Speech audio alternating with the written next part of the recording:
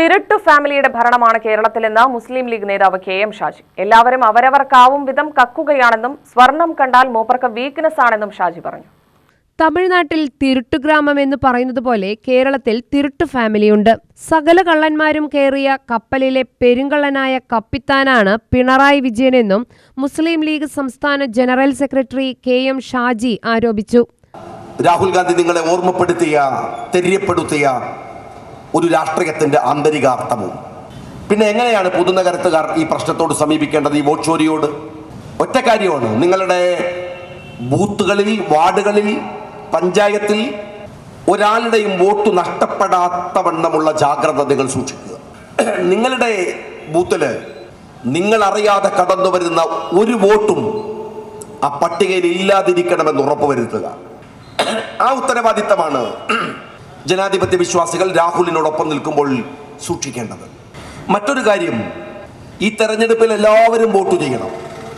ആ വോട്ട് ചെയ്യുന്നത് UDFനെ തോൽപ്പിക്കാനോ ജയിപ്പിക്കാനോ മാത്രമല്ല, ജയിപ്പിക്കാനും തോൽപ്പിക്കാനുമുള്ള വോട്ടല്ല ഈ തെരഞ്ഞെടുപ്പിൽ നിങ്ങൾ വിനിയോഗിക്കേണ്ടത്. മറിച്ച് നിങ്ങൾക്ക് നിലനിൽക്കാൻ വേണ്ടി കൂടിയുള്ള വോട്ടാണെന്ന് നിങ്ങൾ മനസ്സിലാക്കണം. ഞാനിത് പറയുന്നത് ഏറ്റവും റീസെൻ്റായി വന്നിട്ടുള്ള ആസാമിലെ പ്രശ്നങ്ങളുടെ പശ്ചാത്തലത്തിലാണ്. ആസാമില് SIRന്റെ പശ്ചാത്തലത്തിലല്ല. ആസാമില് അവിടെ FT ഉണ്ട്, ഫോറിൻ ട്രിബ്യൂണൽ ഉണ്ട്.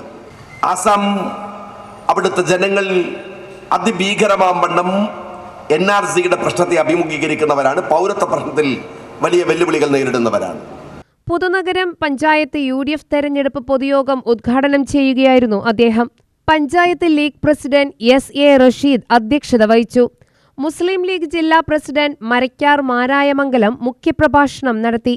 ജില്ലാ treasurer PA Salam, KTA Jabbar, Iqbal Puthunagaram, H Abbas, TA Noor Muhammad, മണ്ഡലം Congress president M Yakub, I Ismail, MK Ibrahim Shah, U Santhakumar, S Kumaran തുടങ്ങിയവർ സംബന്ധിച്ചു. UTV news, Palakkad.